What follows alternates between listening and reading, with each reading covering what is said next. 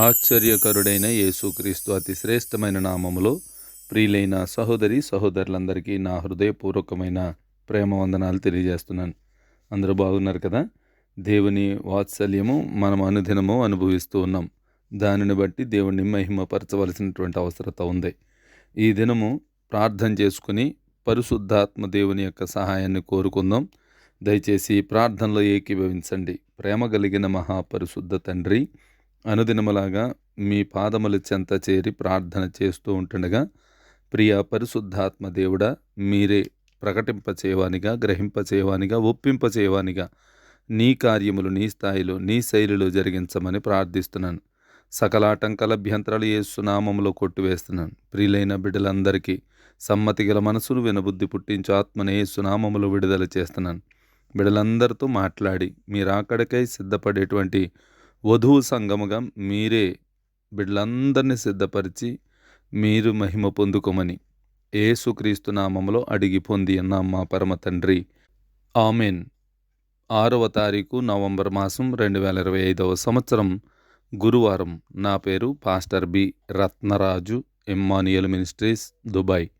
ప్రియులరా, అనుదిన వర్తమానాలకి మిమ్మల్ని మరి ఒక్కసారి ప్రేమపూర్వకంగా ఆహ్వానిస్తున్నాం. రండి, అందరము కలిసి దేవుని వాక్యాన్ని ధ్యానం చేద్దాం. ఇంతవరకు దేవుడు మహాకృపను చూపించి గత 4 సంవత్సరాలు పూర్తి చేసుకుని 5వ సంవత్సరంలో మనం ప్రవేశపెట్టబడ్డాం. ఈ 5వ సంవత్సరంలో లూకాసు వార్త ధ్యానాలు కొనసాగించాం. నిన్నటితో ఈ లూకాసు వార్త ధ్యానాలు పూర్తి చేసుకోవడానికి దేవుడు కృప చూపించారు. మొదటిగా మత్తయి సువార్త ఇంచుమించు 2 సంవత్సరాలు సుమారు చెప్పడానికి దేవుడు కృప చూపించారు. మరొక సంవత్సరం పైనే మార్కు సువార్త చెప్పడానికి దేవుడు కృప చూపించారు. లూకా సువార్త ఇంచుమించు సంవత్సరన్నర సుమారు మరి దేవుడు మనకి కృప చూపించి అనేక వర్తమానాలు అందించారు. దాన్ని బట్టి దేవునికే సమస్త మహిమ ఘనత ప్రభావములు కలుగునుగాక, ఆమెన్. ఇప్పుడు లూకా సువార్త పూర్తి చేసుకుని యోహాను సువార్త మొదటి అధ్యాయంలోనికి వచ్చాం. ఈ మొదట అధ్యాయమును ధ్యానం చేసే ముందు మనకు చిన్న పరిచయ వాక్కుగా ఒక మాట మీకు తెలియజేయాలని ఇష్టపడుతూ ఉన్నాం. ఇది వ్రాసినది యోహాను.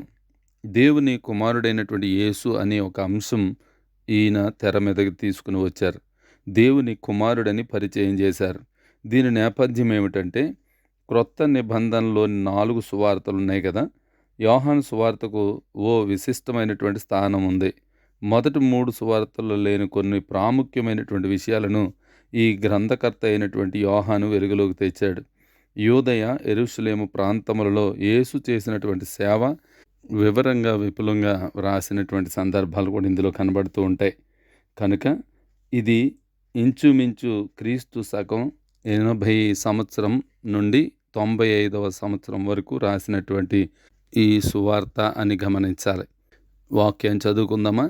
యోహాను సువార్త మొదటి అధ్యాయము మొదటి వచనం నేను చదువుతున్నాను. జాగ్రత్తగా మీరు ఆలకించాలని, అవకాశం ఉన్నటువంటి వారు దైవ గ్రంథాలు తీసి చదవాలని మనవి చేస్తున్నాను.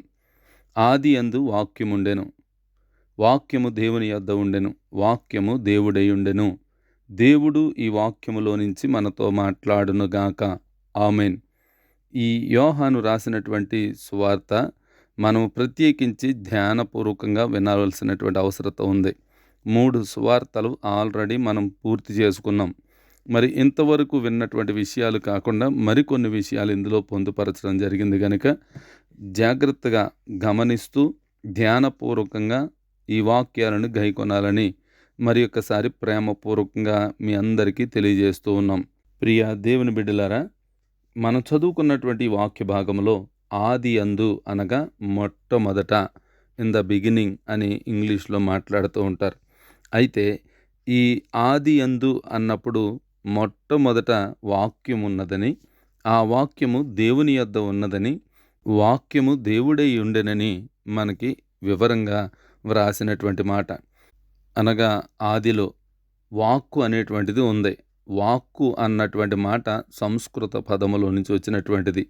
ఇక్కడ వాక్కు అంటే వాక్యము, నోటుతో పలికినటువంటి వాక్కు, నోటుతో పలికినటువంటి వాక్యమే దేవునితో ఉన్నట్టుగా కూడా దీన్ని గమనించాలి.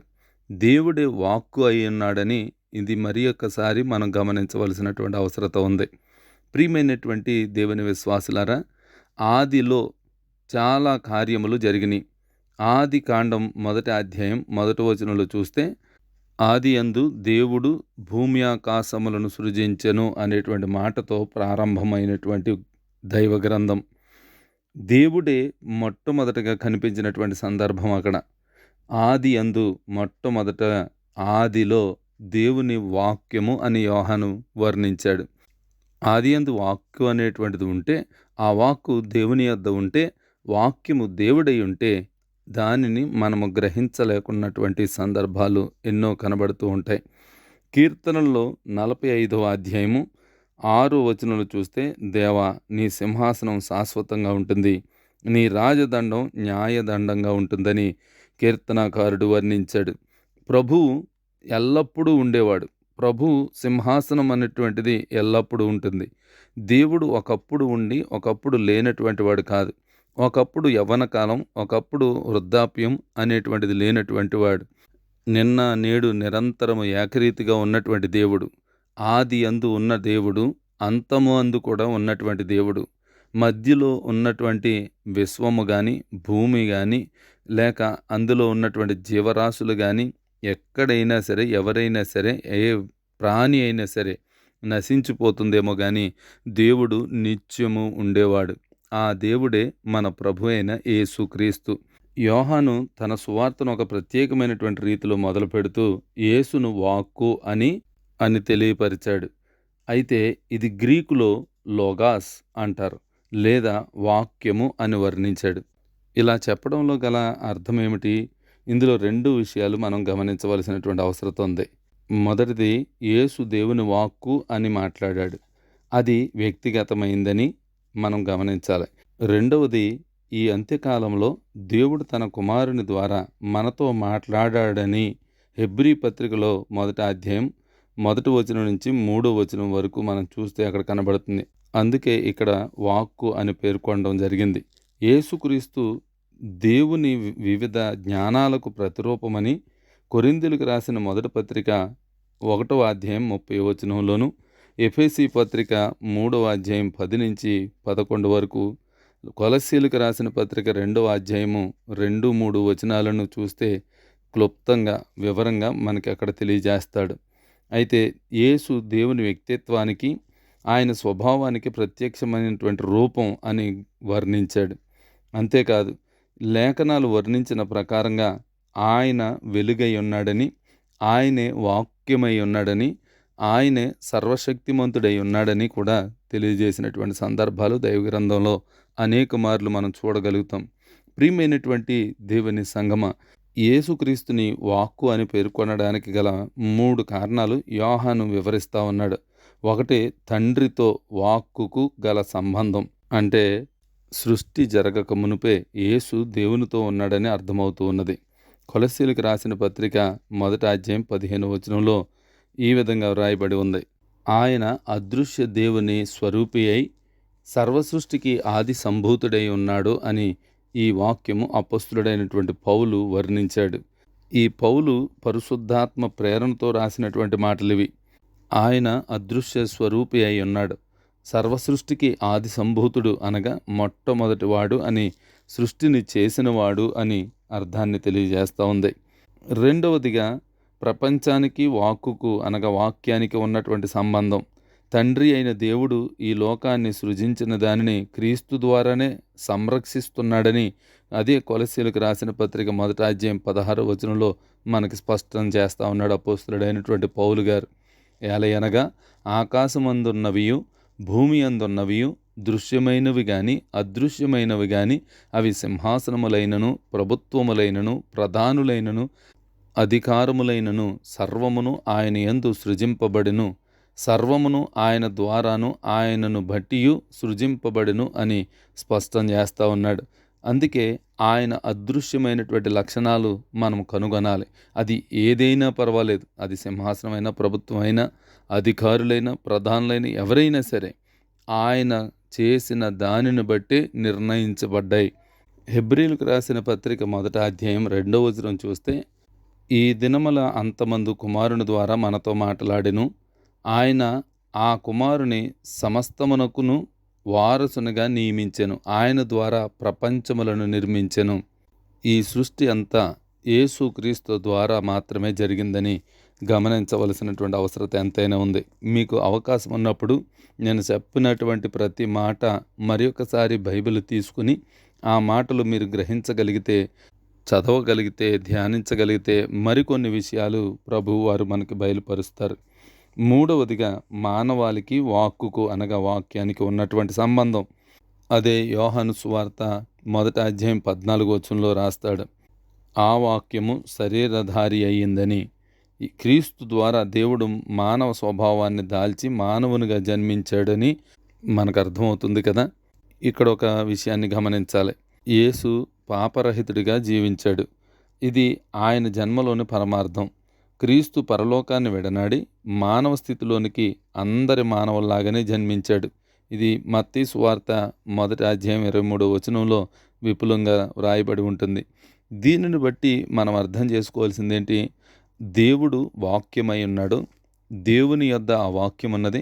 ఆయనే దేవుడై ఉన్నాడు, అనగా వాక్యమే దేవుడై ఉన్నాడు.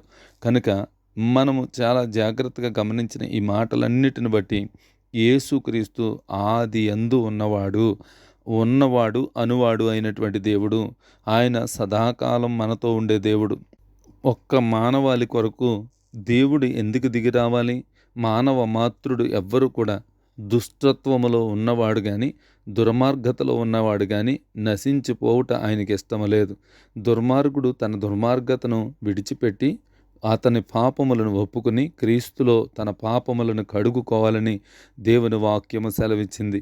కనుక ప్రతి మానవుడు ఏదో ఒక పొరపాటు చేసిన వాడే, ఏదో ఒక పాప సంబంధమైనటువంటి కార్యాల్లో పాలు పంపులు పొందుకున్నవాడే. కానీ ప్రతి మానవుడు మారు మనసు పొందుకునేటువంటి అవకాశం ప్రభువారు అనుగ్రహించారు. ఆయన రాక ద్వారా అనేక రక్షణ కార్యాలు జరిగినాయి.